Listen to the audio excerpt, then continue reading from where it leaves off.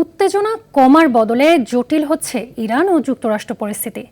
মার্কিন president Donald Trump বলছেন তেহরানের সঙ্গে কোনো আলোচনা চলছে না। অন্যদিকে ইরান বলছে সাময়িক যুদ্ধবিরতি নয়, যুদ্ধের অবসান চায় তারা। এরই মধ্যে হরমুজ প্রণালী বন্ধ রাখার হুঁশিয়ারি দিয়েছে তেহরান। পাল্টাপাল্টি অভিযোগের মধ্যেই বেড়েছে জ্বালানি তেলের দাম। রিপোর্ট করছেন ইমতিয়াজ আহমেদ। মঙ্গলবার সামাজিক মাধ্যমে হরমুজ প্রণালীকে নতুন মার্কিন ভূখণ্ড হিসেবে চিহ্নিত করে এই মানচিত্র পোস্ট করেন মার্কিন প্রেসিডেন্ট ডোনাল্ড ট্রাম্প। ইরানের সঙ্গে কোনো আলোচনা চলছে না বা আলোচনার কোনো সময়সূচিও ঠিক হয়নি, এমন দাবি করেন মার্কিন প্রেসিডেন্ট। তার দাবি, হরমুজ প্রণালীতে পাতা মাইন সরিয়ে ফেলা হয়েছে এবং ইরানের উপর মার্কিন নৌ অবরোধ এখনও পুরোপুরি কার্যকর আছে। ওয়াশিংটনের এমন অবস্থানের বিপরীতে তেহরানও নিজেদের অবস্থানে অনড়। ইরানের পররাষ্ট্রমন্ত্রী আব্বাস আরাকচি বলছেন, সাময়িক যুদ্ধবিরতি নয়, স্থায়ীভাবে যুদ্ধের অবসান চায় তেহরান। আঞ্চলিক উত্তেজনা কমানো এবং প্রতিবেশীদের সঙ্গে সম্পর্ক জোরদারে উদ্যোগ চলছে বলেও দাবি করেন ইরানের পররাষ্ট্রমন্ত্রী।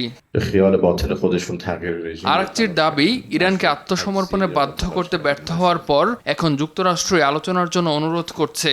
তবে আলোচনার ক্ষেত্রে তেহরানের শর্তই মানতে হবে, এমন ইঙ্গিত দেয় ইরান। এদিকে ইরানের পার্লামেন্ট স্পিকার মোহাম্মদ বাগের গালিবাফ বলছেন, ইরানের দেয়া শর্ত পূরণ না হওয়া পর্যন্ত হরমুজ প্রণালী বন্ধ থাকবে। পাশাপাশি ইরানের জব্দ করার সম্পদও ছাড়তে হবে। এই শর্তগুলো পূরণ না হওয়া পর্যন্ত প্রণালীটি বন্ধ রাখার কথা জানান গালিবাফ।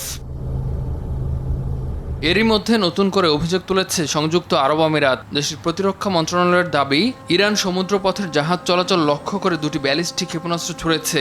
এর একটি ক্ষেপণাস্ত্র আমিরাতের জলসীমায় পড়েছে বলেও দাবি করা হয়। তবে এই অভিযোগকে ভিত্তিহীন বলে প্রত্যাখ্যান করেছে ইরানের পররাষ্ট্র মন্ত্রণালয়। এদিকে হরমুজ প্রণালী খুলতে একটি সমঝোতা চায় কাতার।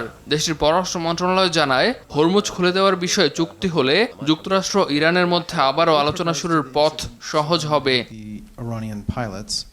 উত্তেজনার প্রভাব পড়েছে তেলের বাজারে। টানা চতুর্থ দিনের মতো আন্তর্জাতিক বাজারে বেড়েছে অপরিশোধিত তেলের দাম।